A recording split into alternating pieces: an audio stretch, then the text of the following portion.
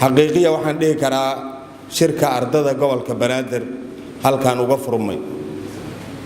inta shirka qayb galaya shirkii ila fiicnay waxaan sidaas u leeyahay shirarkii la qaban jiray dana gaar ayaa ku hoos jiray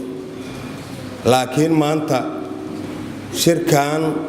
dhalinyarada damiirkoodu shaqeeyay oo ka damqaday xaaladda dalkooda oo inay wax bedelaan doonaya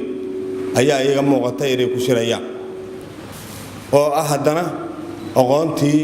magaaladan Muqdisho waa wax lagu farxo sidaas ayaan leeyahay hadii alla ku rooyahay shirarkii kale waa uga bedelan yahay waxa kale oo guul ah 13 dhalinyaro ayaa Soomaaliya waxay u horseedeen inay xorriyad qaadato kun ka badan hoolkan fadhida oo dhalinyaro ah oo ka aqoon badan 13kii ka fakiray Soomaaliya xorriyadeeda inay soo celiya in xorriyad hesho ka fakiray kun ka aqoon badan oo jaamacada ka baxay ayaa maanta aatiiro halkaan ku fadhidin doorkaas 13 dhalinyaro ah qaadatay inay qaado weysiin saxilama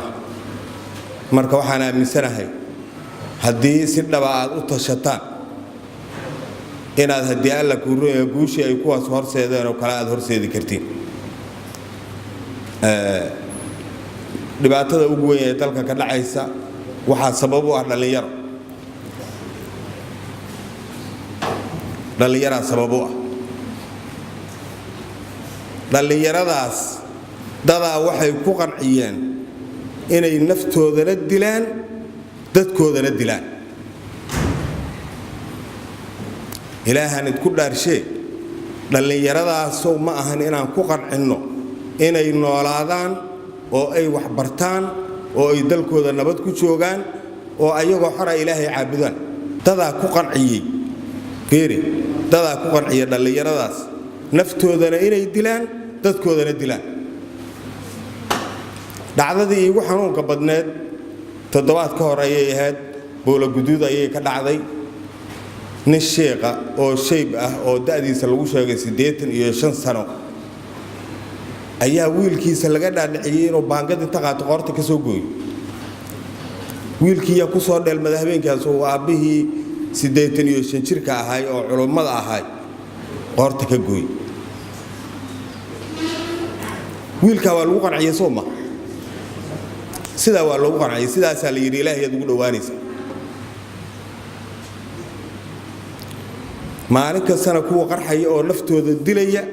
waa lagu qanciyay inay naftooda dilaan ummadoodana dilaan inay noolaadaan maxaa ugu qanci weyn marka waxaan rabaa bal waxa ugu horeeyo aad ka fakartaan inay noqoto dhalinyaradaas lagu qanciyay inay naftooda dilaan inaan ku qancino inay noolaadaan taw horeeyo aad ka fakartaan inay saas noqotaan jeclaalahay maanta kulankiina waxaan ku soo xasuustay hal ku dhag waagii SY la qaadi jiray ma ana soo gaarin laakiin taariikhdu sida aan ka baran dhalinyaro Soomaali weyn dhalato dhawaaqa dhulkooda ayay dhibsadeen dhalinyaro Soomaali weyn dhalato dhawaaqa dhulkooda ayay dhibsadeen alla dhihi jiray maanta waxaan u arkaa shirkan ardada isugu timid dhibaatada dalkooda inay dhibsadeen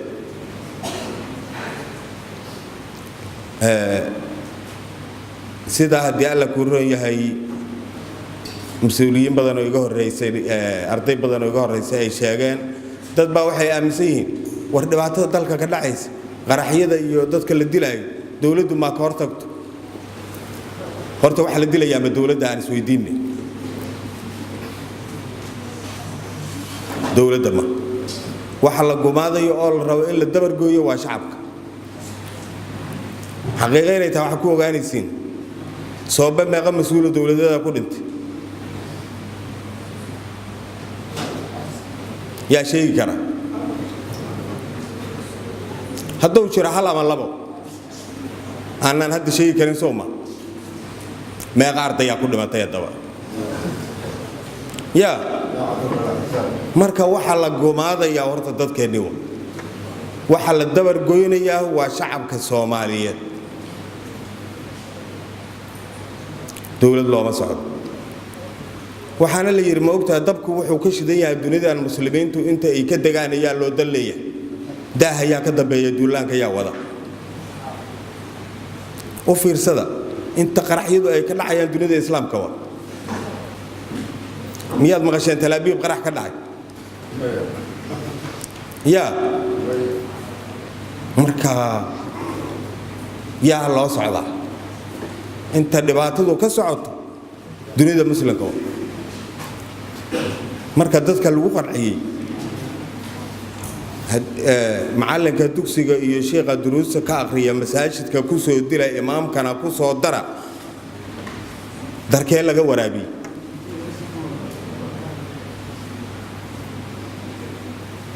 dhibaatadu waxa ay haysataa anaga waxa ay haysataana waa shacabkeen waxa la rabo inay iska dul qaadaanna waa shacabka aqoontiina adinka u ah waxaana la yiri ruuxi wax bartaa ilaahay ka baqo ummadiisa badbaadshi ruuxi wax bartaa barakada xorriyada iyo calankiisa bilowga burjigiisa yaqaan ruuxi wax bartaa barakada xorriyada iyo calankeena bilowga burjigiisa yaqaan marka adinka dalka wax u barateen adinka xorriyada iyo nabadda iyo wanaaga dareemi kara oo fahmi kara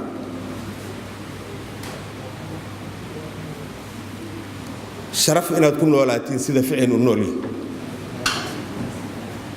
ayaa muhiim taas qofkii ku diidaya cadawga koobaad nabad iyo xorriyad iyo sharaf inaad ku noolaato qofkii ku diidaya cadawga koobaad ama sokeeyo ha ahaado ama shisheeye ha ahaado inaad noolaato qofkii ku diida ayaa cadow ku ah marka korta koow aan ka fakarno saan isaga dulqaadi lahayn cadawga diidan inaan noolaano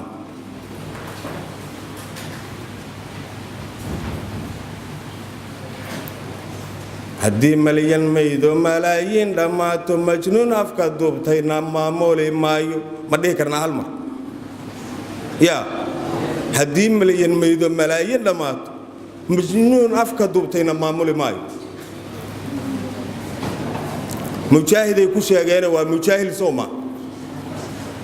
haddii malyan maydo malaayiin dhammaato mujaahil shisheeyena maamuli maayo waa inaan diidno sababtoo ah dulmi iyo xadgudub intaan soo marnay ka badan ma qaadi karno dhallinyaradii dalkan wax u bartay ee jaamacadaha ka soo baxay ama hadda dhiganayana adinka ah cidda ugu horraysa ee xaq u leh inay sharaf iyo nabad ku noolaato oo dalkooda iyo dadkooda ay wax tarto oo hoggaankii berri ahna waa adinka marka intiinaan wixii aad isku raacdiin cid ka leexa karta oo diidi karta ma jirto ama dawlad ha noqoto ama haddii alla kuuroo dilaaga duurka ku jira ha noqotee intiinaan waxaad isku raacdiin cid dhinac maray kartaa ma jirto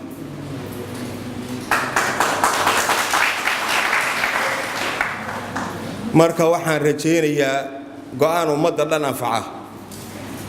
oo kii la soo maray ka duwan waxaan soo marnay ma ogtahay horena gaari mayno gadaalu laaba mayno hareeru leexa mayno hawada tiigsa mayno halkaana joogi mayno hunguri diidi mayno heshiisna qaada mayno hadal la yeeli mayno hoggaanna raaci mayno waa ku soo baaba'nakaas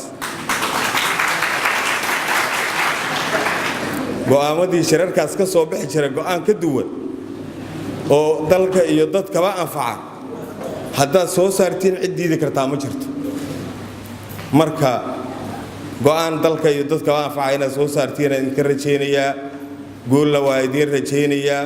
waxaan leeyahay rabbi yaa awood mudan rasuulaa daac mudan ardayaa tacliin mudan macallinaa abaal mudan daacadaa adeeg mudan aaminaa hoggaan mudan waa mahadsantihiin wassalaamu calaykum waraxmatullaahi wabarakaatu